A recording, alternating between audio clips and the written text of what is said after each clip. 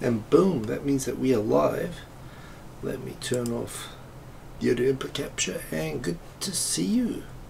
I'm sorry I'm late. It is I'm 20 minutes later than usual. A couple of reasons. One, I've been binge watching Electric Dreams on Amazon Prime, the Richard K. Dick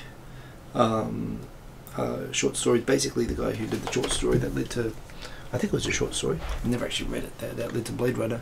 I've been watching it. It's kind of Amazon's answer to Black Mirror. It's not exactly Black Mirror, but it's got parallels, and yeah, I quite like it. So that has been good. I also watched the series on Netflix about the Unabomber this week. That was quite interesting. Good to see Sergeant Bilko. Very good to see Quinn Rankin. Good to have you in indeed. Boom, boom, boom, boom. And World Traveller Peking. Good to have you in here indeed. Kit Crawford. Good to see you, Kit Crawford. Good to have you back. Sorry I'm late this week. Yeah, I just got wrapped up actually in watching too much of Electric Dreams. I'm quite enjoying it. I'm up to about the third or the fourth episode. I do like Black Mirror more, but I like having, given that Black Mirror is done, you know, and as a substitute, it's pretty good. It's a different thing. It's more traditional, straight up sci-fi, sort of short story based sci-fi. But yeah, I really like it. Yeah, a few, just in terms of other news and things going on, it's been kind of a busy, hectic week with, hey, ELH, good to have you along here and welcome. It's been interesting with my chan. We've been getting into some hardcore. We're pretty close with the development. Had a big, I found out there was a bit of a disconnect on a significant blocker this week, which is going to hold it up for some more time, which is a shame. But yeah, I'll let you know. I mean, hopefully we are going to be close. It's not going to happen in January now, I don't think, because I've got this happens, right? You find these new problems. This is part of what I wanted to do. So I'll figure out what to do with it.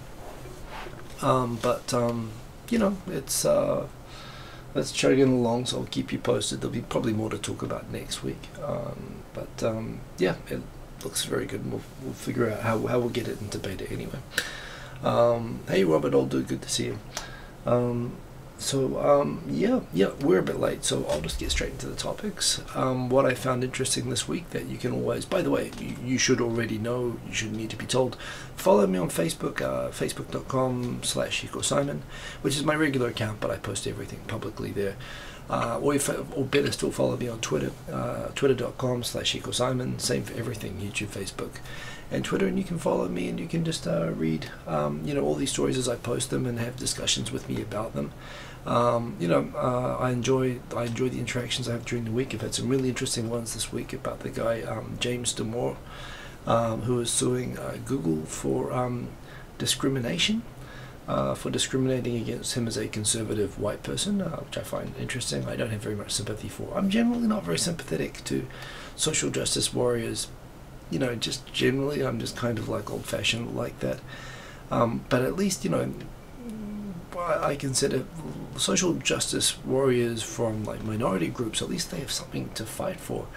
I don't really see myself as a victim class, you know, even in spite of, you know, there are some interesting points to the guy's case. I think I've got that in here somewhere. I had some interesting debates with people feeling like, oh no, you know, well, I mean, it is a minefield, but you know, the whole thing about whether affirmative action is discrimination, you know, in itself, there's an interesting philosophical discussion about that. But Mr. Quaddy Chap, exactly. You know, oh come on, is pretty much where I am on that, in spite of some people being very assertive. And it's kind of ironic because you kind of become full cycle social justice warrior. You can be so anti-social justice warrior that you become a social justice warrior who fights for social justice to be free from social justice warriors. It's like communists that become so totalitarian they become fascist, right? And I've seen a lot of that this week. I find that interesting as well. And you know, my main goal is to just not be like them, you know, in any way. So yeah, what do we got?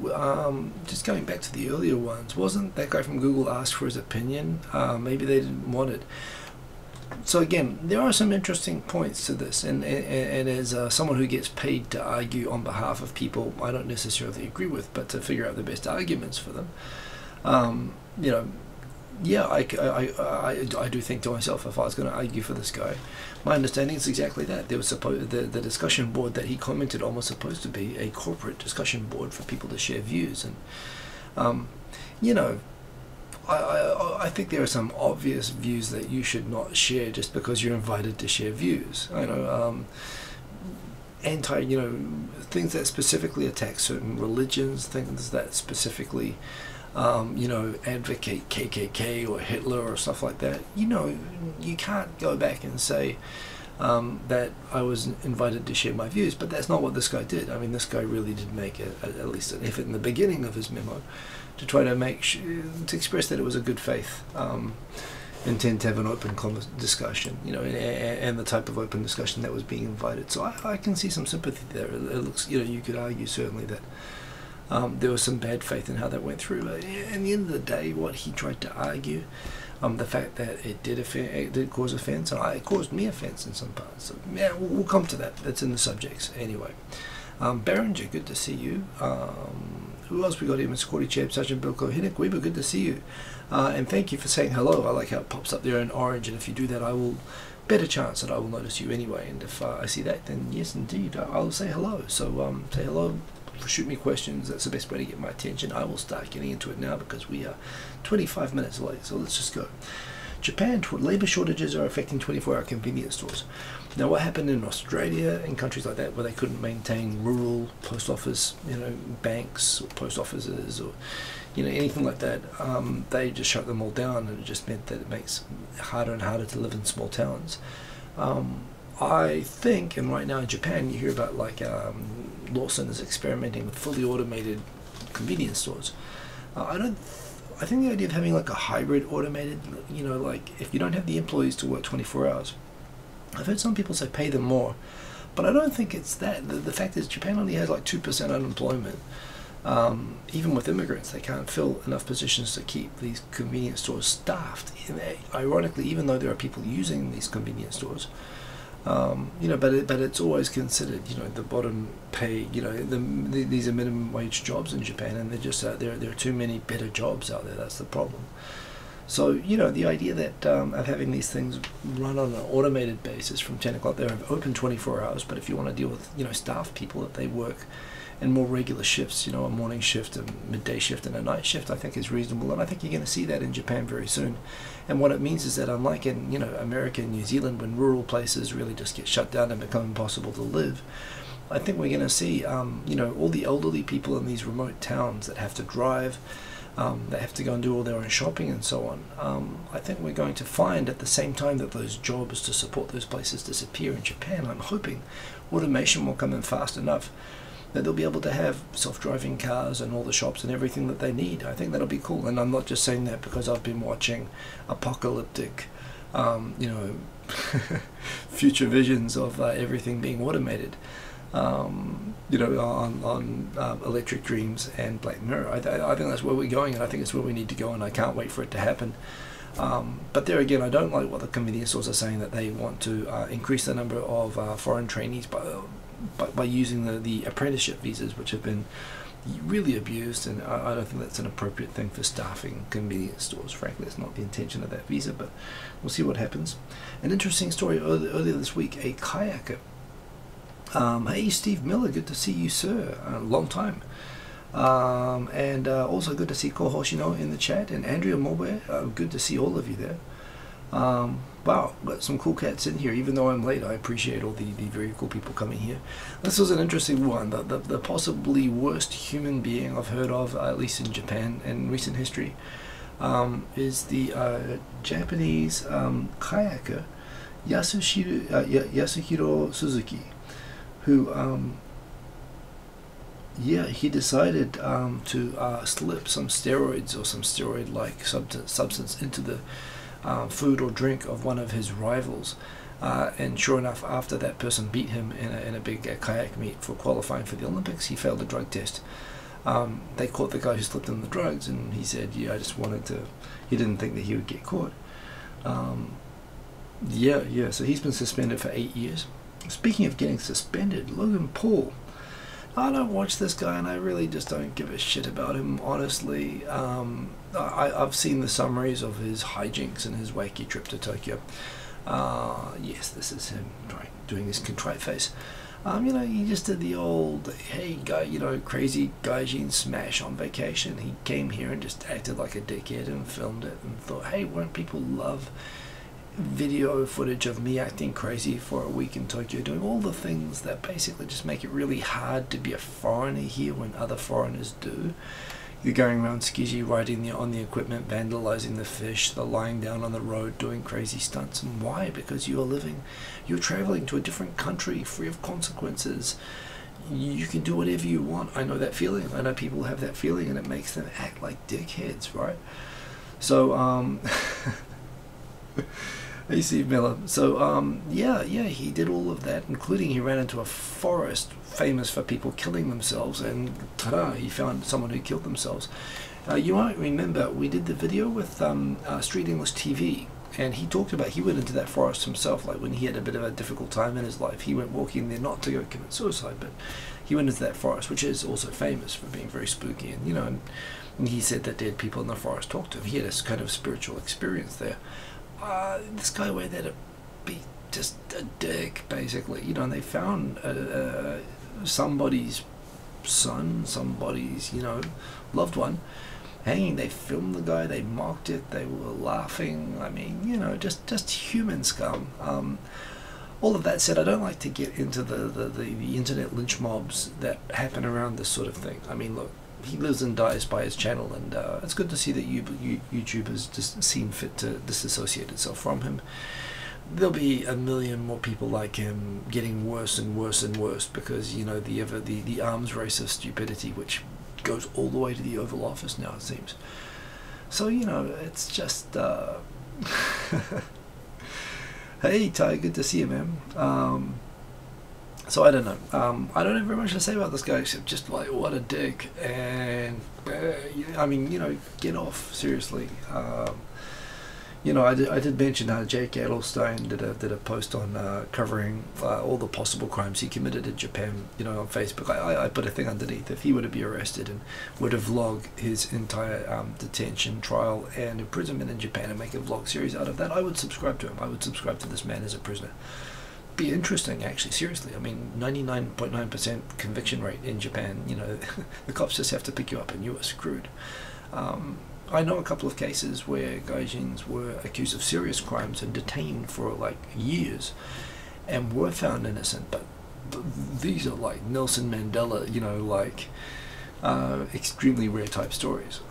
This guy's not going to get that. Not that he's in Japan. So if he comes back to Japan, he faces a risk of that. But I made a joke about that. But yeah, what a dick. Anyway, moving on.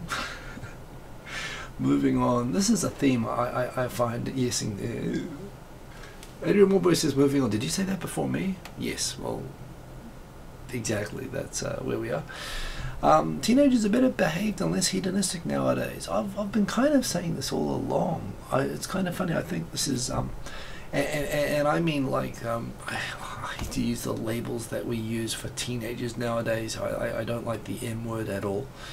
I think it's stupid, but certainly I see, if you look at everything going back to like the 60s and the 50s, crime rate, statistics, just general behavior. Even I see in my own young son, he doesn't eat meat.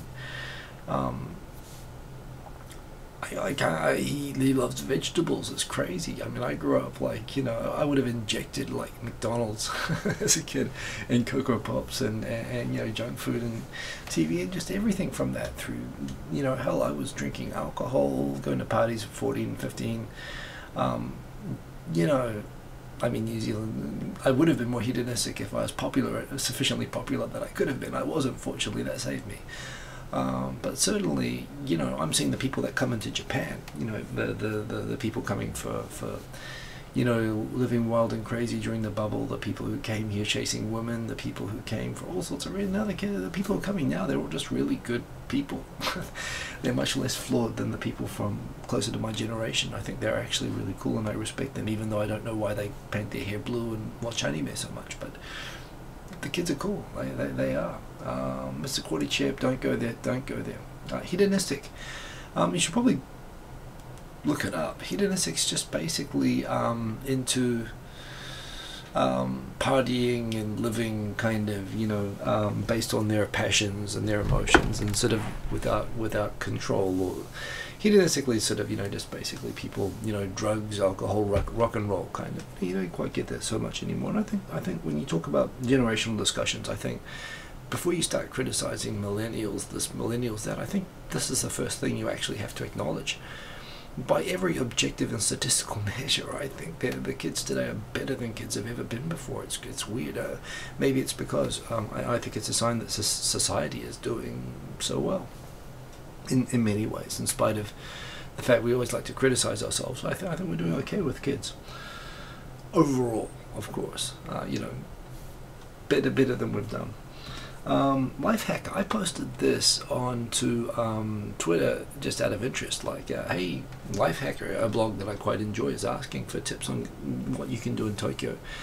And so many angry Yosemite Sams responded, don't come, you know, if you can't look it up yourself, I'm not going to tell you. These kind of, you know, old man of the mountain responses from millennials.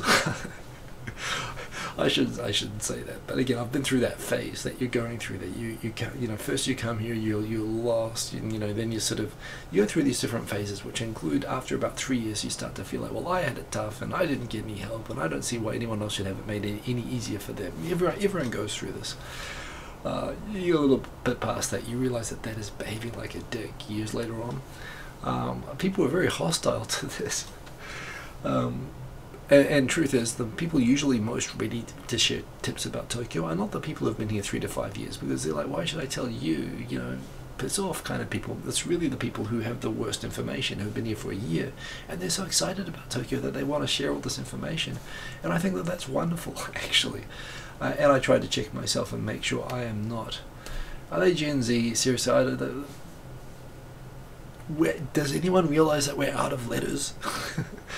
You can't call them Gen Z. Are they really Gen Z? Well, again, that's just marketing bullshit. I mean, that whole term. The idea that you can take... yes. Well, I mean, I say that you can't do it, and then I do it myself, so I guess I proved myself wrong, but yeah. Andrew Morbo, you're working at the Aussie Open tennis. Started working there 1.5 weeks ago. Wow, you might have to head off shortly. Drink lots of water, because I know it's very hot down there, and that is very, very cool. Gen Z. Well, Mr. Quaddy Chip, I'm from New Zealand, and we say Z, and we spell labour with a U, and we basically... I've been working for Americans now for like 12 years, and I acknowledge that the whole world learns English not because of the Queen. They learn it because of America. And you know, even though the American, you know, language is basically wrong, they're right by the fact that they are the more numerous. And it's rubbed off on me. You can only argue the placement of, you know, punctuation with Americans for so long before you just give up. And half the time, half the changes that Americans made to English, I'm about to commit treason here, I'll tell you, they make more sense. Yes, see, Mr. Quaddy Chef, that's not, the algorithm got that one right, but I'm going to show it anyway. Benedict Arnold, Benedict Arnold was a hero. I mean, he was someone who tried to stop secession and treason of the independence rebels in America. I mean, you know, and credit to the guy. I mean, fortunately he made it back to British territory, but you know, I don't know what you're talking about there. Anyway, let's see what they came up with. Some short tips. Don't touch the taxi doors. They'll auto open close. I've done that. I remember once. Oh no, I didn't do that. I remember once. I didn't realize the old taxi cars actually, rather than a button, they've got like a manual lever that's controlled by the foot. And my Aussie friend, slammed the door, and the taxi driver screamed in pain. So obviously the lever by his foot was shot out and like kicked him in the shin. And that was the first time I realized when I see people going to slam the door, I say, don't do that, don't do it, because you're going to injure the driver. To communicate better with taxi drivers, keep the hotel business card. And this is universal. I mean, so I'll, you know, make sure that the address is in Japanese. Well, it's probably a reasonable point, not one that I think about very often. The view from the Tokyo Metropolitan Building was incredible. Do it during the day, and it's free indeed in Shinjuku. That is an old tip, but an oldie but a goodie if you want a good view of Tokyo, and you don't want to go to Tokyo Tower or pay like $1 bazillion to go up Skytree. You can go to the Shinjuku Tokyo Government Tower. It is like the 3rd tallest building in Tokyo, and it's got a spectacular view, and it is free indeed. Narita Airport is an hour and a half outside the city. This is, again, people don't realize this, so that is correct. Buy your bus ticket prior to getting on the plane. I don't know about that. I mean, seriously, the first rule of Narita is you do not go to Narita. Just go to Haneda if you can. The second rule is if you go there, use the Narita Express, seriously. Well, if you know where you're going, I mean, the buses are pretty good because they'll take you straight there. But, yes. Make sure they can drive, especially taxi drivers in Melbourne. That sounds pretty hairy. There are maps around there are area maps installed around the city. They're oriented towards the direction you're facing, not facing north. So some people are confused about that.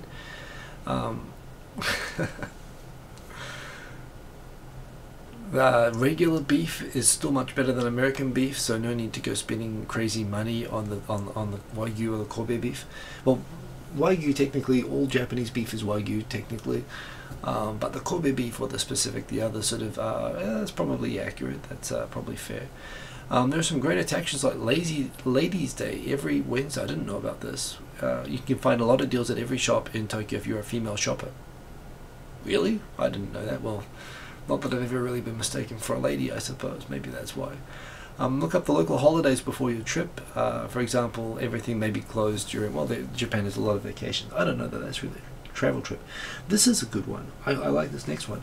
There are no trash cans on the streets of Tokyo, so you carry a large Ziploc bag to carry your rubbish. That's right, you do have to carry your rubbish with you and be ready to do that. That is a good tip. 7-Elevens are essential. They have Wi-Fi, they have ATMs, credit cards. They can also print. You can post stuff. They are very, very good. That is also very good advice. Navigation is confusing because of addresses and so on, so you need Google Maps. That is right. Bring a Wi-Fi. Indeed, you need that. That's good advice. Everyone recommends Tokyo's train system, but learn to navigate it. So JR Rail Passes, I've always recommended this. If you're traveling outside of Tokyo, get a Japan Rail Pass. I think that's good advice. WEG, well, it could happen. Do I have? No, I don't have one immediately handy, but I was told, I remember, in a non-complimentary way by my girlfriend when I was 16, that I would have been quite good looking if I was a woman.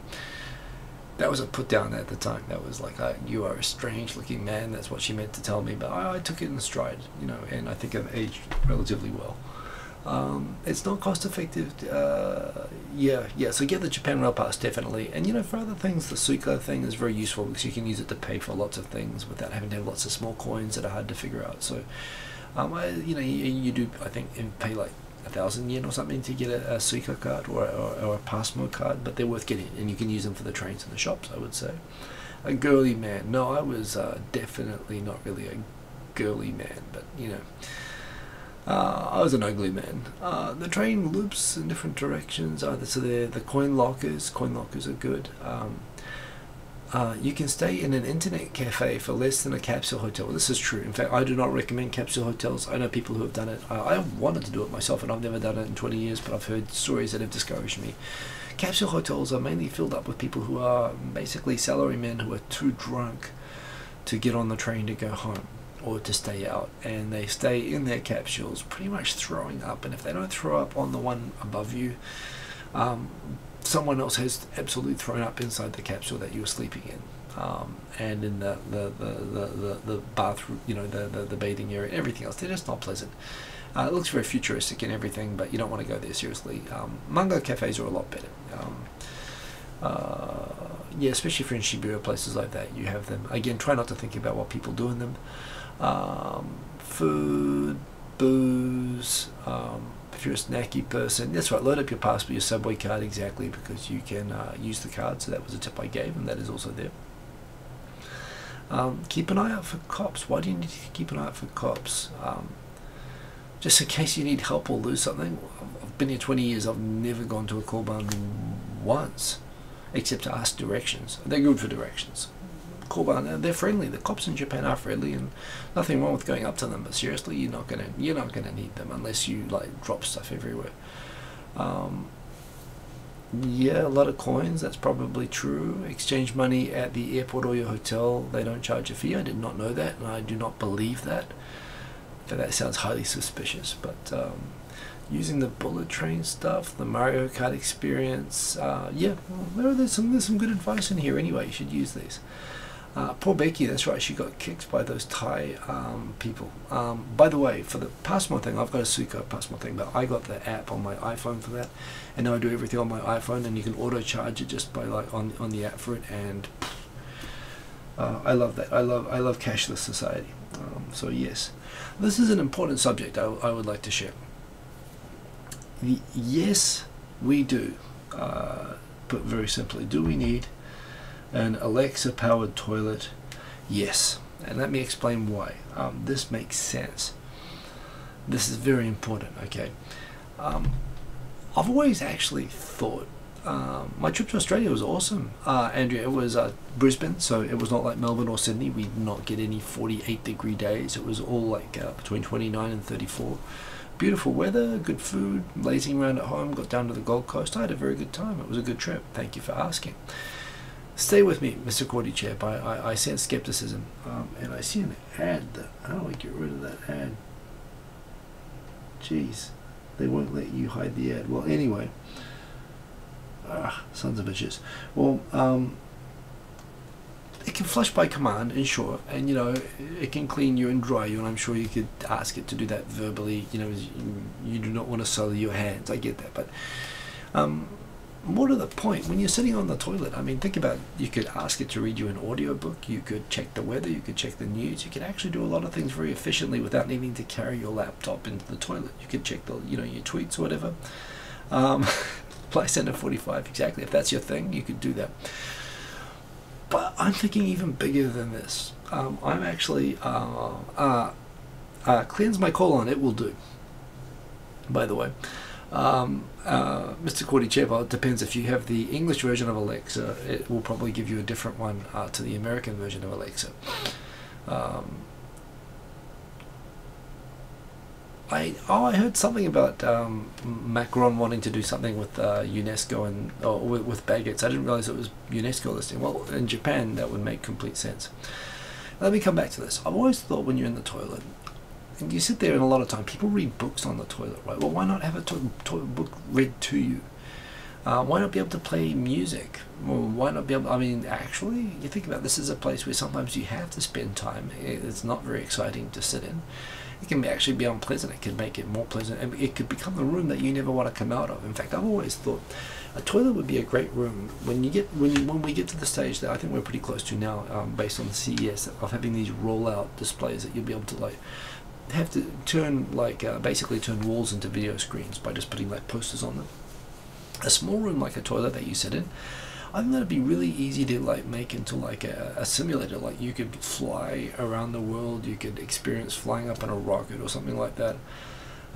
Your toilet could be like the most awesome entertainment room of the house, seriously. Plus you get to crap. I mean, you know, you don't have to wear trousers. In fact, it's discouraged. I think this, I think this is something that Toto and so on has to do. Again, warning to everybody, if you say Mr. Cordy Chip, apparently you will get auto-blocked. It's something that YouTube likes to do. They've got it in for them. It's a conspiracy. This to me makes sense. If you've lived in Japan and you trust Japanese toilets enough to use them, you will understand what I mean. Do we need an Alexa powered toilet? Hell yes we do. Oh my god, that's just like yes. That's an important public security thing. By the way, very good to see Phoenix, organizer of the upcoming YouTube Hanami on April 7. Be there and be square, if you ask me. It's not an exclusive choice. That will be awesome. Heiko's collaborating with Google to destroy. Oh, I'm not collaborating. I'm here selling Alexa toilets. Seriously, you know, I'm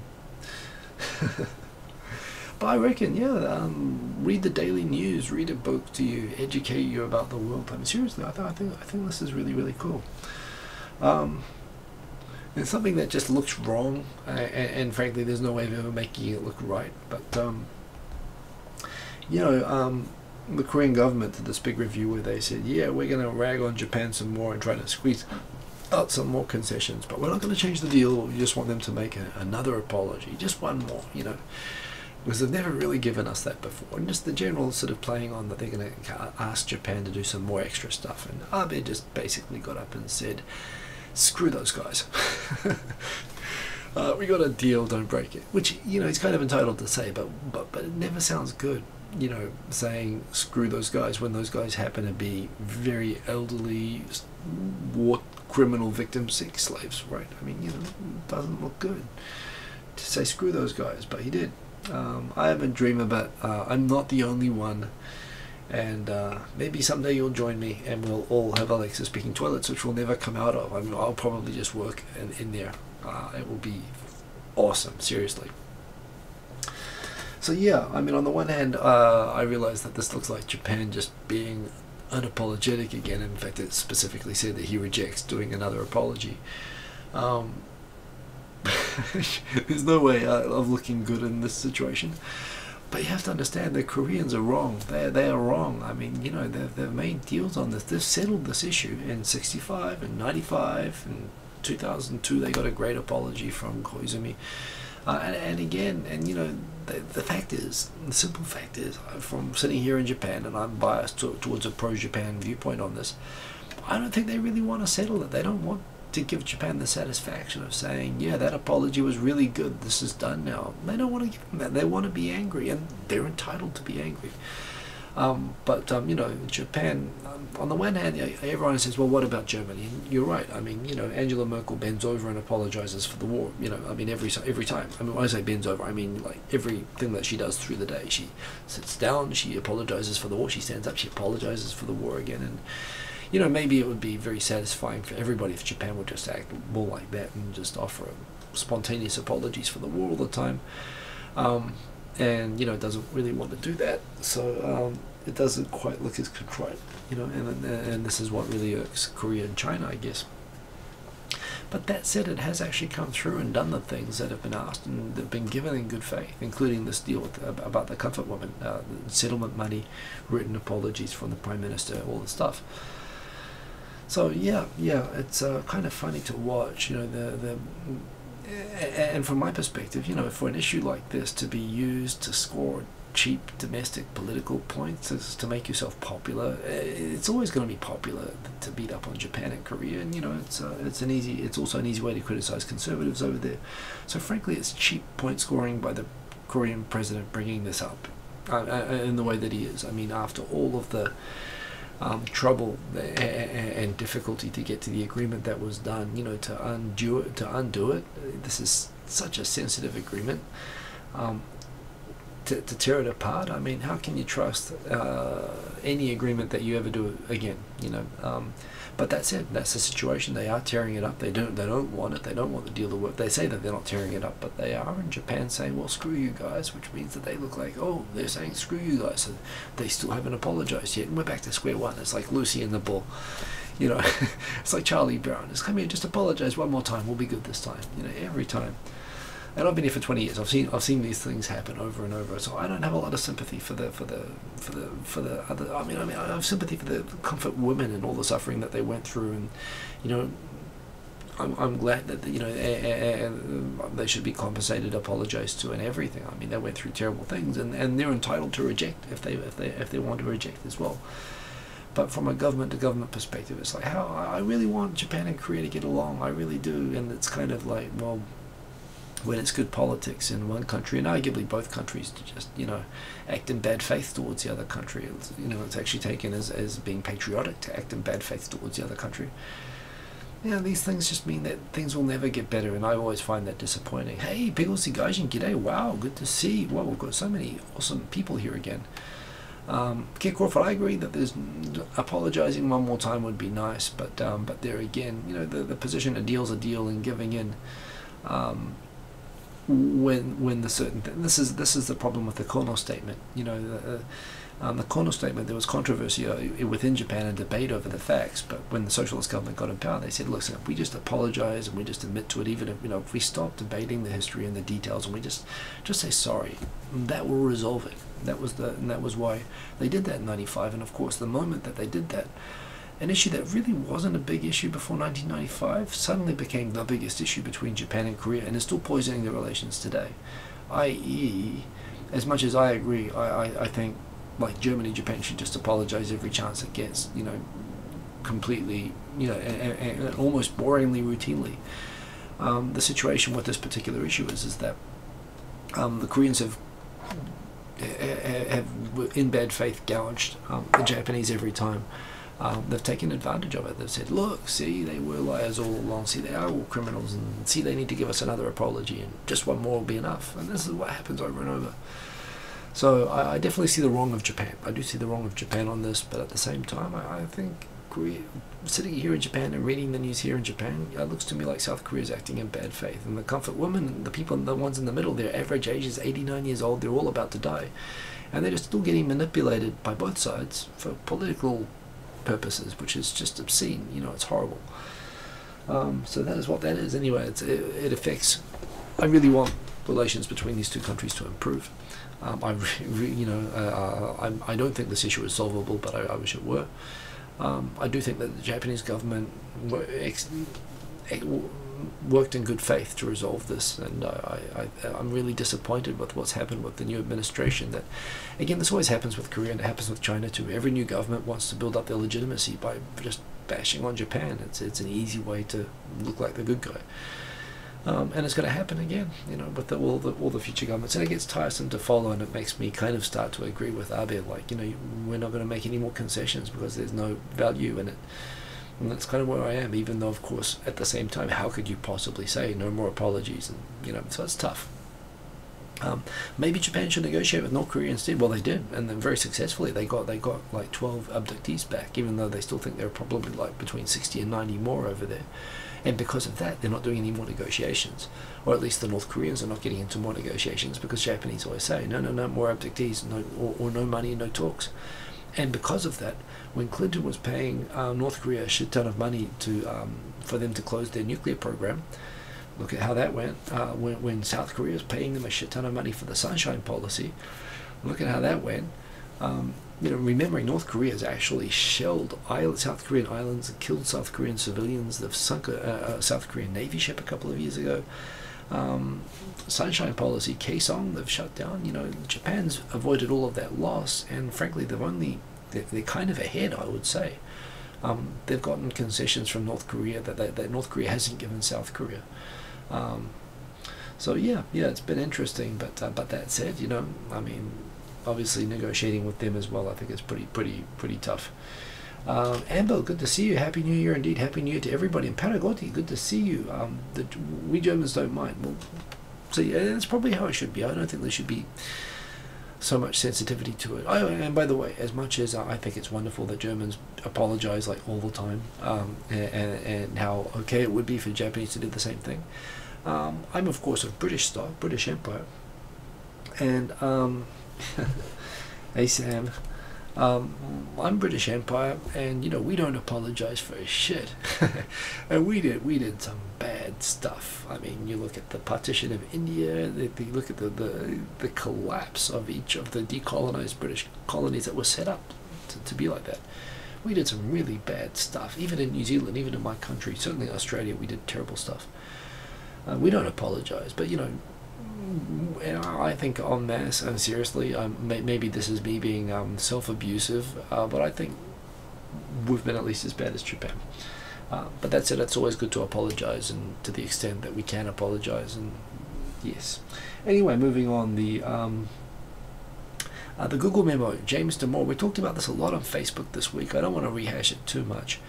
I kind of get the point that Google had a forum to talk about, policy issues, and a white conservative guy came in and said, well, have we considered whether we even want to have diversity, and whether there might not be perfectly good scientifically explainable physiological and biological reasons that women and minorities are just not in, could it not be that the dominance of white rich male bros in tech is just a self-evident proof that they're the ones who are best suited for tech. And when he pointed that question, he tried to do it, in a thought-out way. He referenced sources, scientific sources, some peer-reviewed, some not, but he tried to put together a thoughtful memo with a very good, well-caveated opening, saying that I'm not saying this to, I'm not saying that I'm against, social justice or fairness or, the idea of correcting imbalances where they exist, but, shouldn't we look scientifically at whether these concepts are valid to begin with? But of course, the way he went about it, it was sloppy. The memo was sloppy. I read it again a couple of times this week, and just in the course of the debate, I reread it again.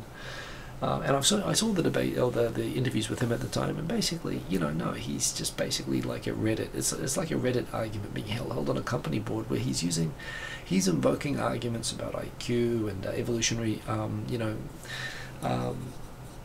what do you call it, evolutionary biology and so on, that are used to basically make excuses for less favorable against favorable treatment of minorities and so on. And there's just various things through there that did offend people, and when they complained about it, he was fired. And now he's suing Google this week for being sued, for being fired for his views.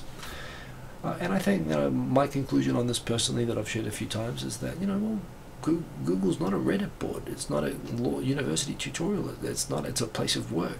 You don't go into a place of work thinking that you're entitled to go and offend everybody in the same way that you may be more entitled to do in a courtroom or in a university or in a public, sort of in a political discussion. Is work, you have to be careful. And if you are not, if the company thinks that you're not compatible with the culture of that company, they certainly don't have to hire you. And if you cause, offense or discomfort to other people, that makes it a workplace that makes it difficult to be in, then, and they can decide if Google wants to be diverse. That's their choice, and they didn't start out that way. They're changing to be that way. If he doesn't feel comfortable there, he could have quit. So I'm kind of like, I'm generally extremely not sympathetic to this guy. And I kind of see him, as I said in the beginning, he's kind of an ironic social justice warrior.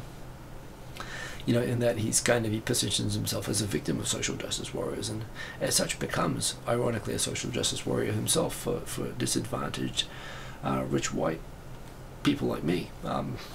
Yes, but not needed. Personally, I don't have any sympathy.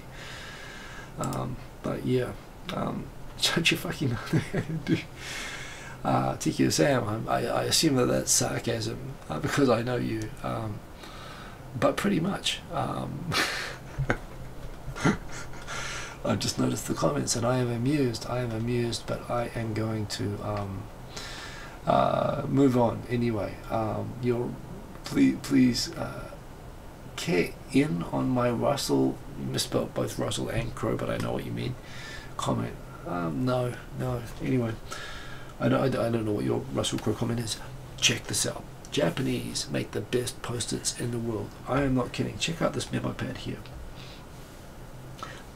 These, when they came out, were so popular that the site for it collapsed.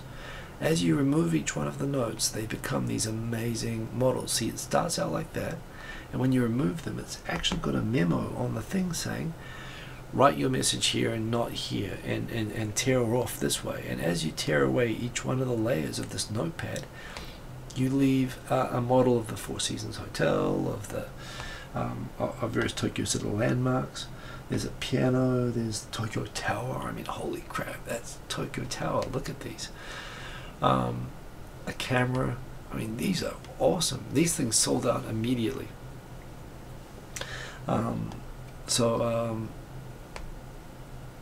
Yeah. Whose SoundCloud are you saying? Tai Nakamura. Yes, indeed. Everyone check out Tai's SoundCloud, because it is awesome. So anyway, these are super cool, and I want to find them and get some myself, because these are good. We're over time, but I'm going to go over time because I started a little bit late. What have we got here? What was this one? This is talking about that apparently now, so foreigners are still 2% of the population in Japan, but apparently now the manufacturing industry is dependent permanently on 3% foreign labor in Japan. That's sort of remarkable, just that we've gone to that. 3% is a small number, I guess, but it means that for every 30 people, there's going to be, in every manufacturing, in every factory in Japan, there's going to be there's going to be someone. And yeah, that number now, and these are basically talking about dependence. They can't keep up just based on keeping elderly working, which they're doing, trying to increase the number of women working, which they're doing. It still isn't enough. So just Japanese society just changing really rapidly and becoming quietly, but definitely dependent on foreign labor. Today, if you're in Hawaii, you guys got what we get all the time, a North Korean missile warning being shot on the emergency alarm system to your phones. Yeah, I realize that you guys don't get these regularly yet in Hawaii, and I realize it's probably very scary for you guys. We've been getting them all the time since like 2002. North Korea just like lobs shit over us all the time, and I guess there's two aspects to it. One, we realize that these are tests. They're not actually, most of the time, are intended to be aimed at us. And even if they were intended to be aimed at us, these are essentially variants of the Tepanong and the other missiles that they shoot, whatever what they call the Mars rocket. I forget the proper name in Korean, but these are like Scud missiles. Yes, there is a chance, anywhere in the world that you could be hit by a falling North Korean Scud missile, and that's what this warning is for. But it's almost the same as being hit by a meteorite. If it's got a nuke on it, sure, maybe you'd be a little bit more screwed. But generally speaking, if North Korea shoots a missile over Hawaii, it'll probably be just a demonstration. It'll be they'll probably aim it at the ocean, but they'd shoot it over, and it would definitely trigger all the warning systems, and America would crap its pants. But we've been dealing with this shit here in Japan. 120 million people here. This is, I hate to say it, it's routine. It's normal. Reading about people losing their shit. It's also funny reading about people not losing their shit. Somebody talking about how people were screaming and crying and running in the hotel, and they all left the buffet hall. And when he saw it was empty and the buffet was totally open, this guy went in and cleaned out the buffet. That would have been me. Seriously. Stuff happens. It does. This is like earthquakes and stuff like that, if you ask me. But there again, I get it. It's scary, and I guess you guys haven't had to think about this for a while. Snapshotting and framing. Missile warnings are great. Hanging up in your bathroom, or as people call them, the kiwi disposals. Yeah, I think you're making something up, Tiko Sam, and you don't know. But Derek Armstrong, good to have you in here, and Jace Mackey, also good to have you in here. Missile warnings are great. In fact, I know I shouldn't laugh, but when I saw a video of a guy putting his daughter in a storm drain, I lost. Oh my God, did someone do that? That's not good. Auntie Liana, good to have you. Very good to have you back. I'm almost finished, but we're done. We're almost done. I've got some more. This is a very cool set of maps of Japan. I like maps just generally. But this one is particularly good. So some historic maps. Some of these will make more sense than others. These are bilingual. So this is the domestic civil war, the shogunate supporters, and the Meiji supporters, the Reformation supporters. They're actually a very small part of Japan. Survivable summer and unbearable summer. Tokyo is barely in the unbearable summer, but it's better than everywhere else in that, and our winters aren't like the rest of Japan. Based on local dialects, intelligible speech, and gobbledygook that doesn't make sense. Yeah, this is pretty much true. Okinawa's there as well. Standing on the right side of the escalator and standing on the left side of the escalator, just Osaka. Standing up very prominently there. People feel like NHK is too biased towards Tokyo, so seen on NHK and forgotten on NHK. Political distribution of Japan, LDP dominated, Democratic dominated around Nagoya there. Communist in Kyoto and Okinawa, and Hashimoto, Osaka. This is the former mayor of Osaka. Dark soy sauce and light soy sauce. And West Japanese make a big deal about this. They don't like the thickness of Tokyo soy sauce. Areas dominated by ramen, udon, and soba noodles. Hoti, I don't know exactly what they mean by gourmand, by hoti, but Tokyo tsumetai, just basically trying to show that Tokyo people are just cold and not friendly. Tokyo inaka, probably inaka. I quite like that one. Yeah, Phoenix. The communists actually dominated a lot of the cities. In fact, this map was more accurate about the communist places: Hiroshima, Nagasaki, Osaka, Kyoto, and Okinawa. Okinawa, ironically, was part of America until 1972, of course, and still has the largest concentration of U.S. forces. And that is correct. They all vote communist. I guess they're just showing what they think of the impact of American advertising of democracy and Western values. Culture and barbarians, again, that's Kyoto there. They're communist in culture, I guess. Japan, not Japan. The final one doesn't really make sense, and that's a bit mean. But that was kind of funny. And that's it. That's all the subjects. That's all the subjects that I'd ready. We're 10 minutes over time. When's data? This is from Yanko Sveto, inspired by. So I found this thing. Somebody posted this online. I don't know where it comes from. I found it on Twitter. Kohoshino.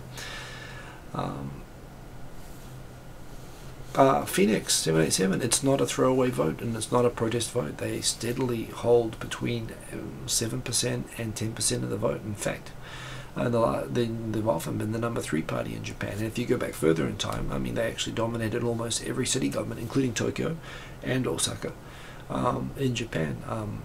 The socialists also in the old days were affiliated with the North Korean Workers' Party, and the communists were more actually, the Japanese Communist Party is not affiliated with overseas communist parties. It's a domestic only party, whereas the socialist parties have always been affiliated with China and North Korea, particularly with North Korea.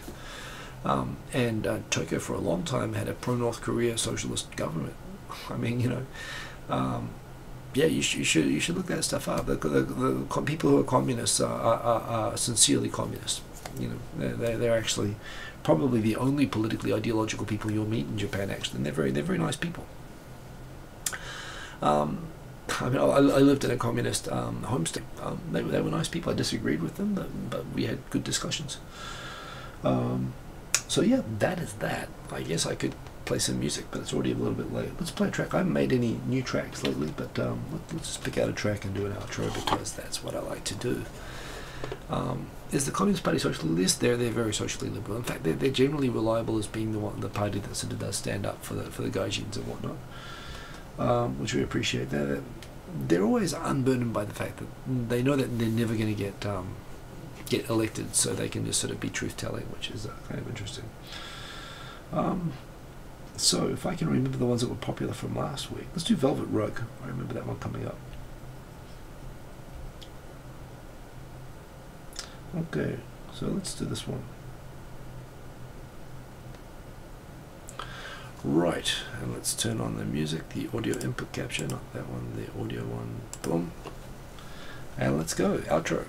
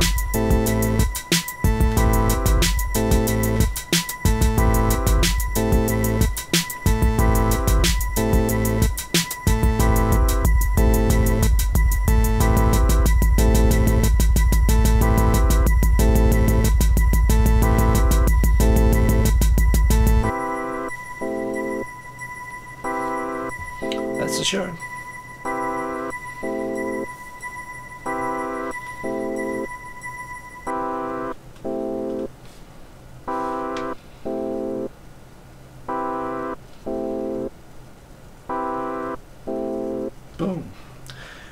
Have a good one. I'll see you next week. Keep cool till after school, ka kite anō, and yeah, keep following me on Twitter, do all that good stuff. There'll be more updates on the project, on the my-chan stuff. Remember the Hanami on April 7. Be there or be square. Thank you, Zach, for organising, and seeing you all later. Have a good one. I'm going to go back to watching Electric Dreams because it is fun, and I'll get some sleep. I'll see you all later. Peace. Boom. He said, while not stopping the show yet, but I'm going to stop the show now. I'll see you later. Have a good one. And remember to like if you liked. Peace.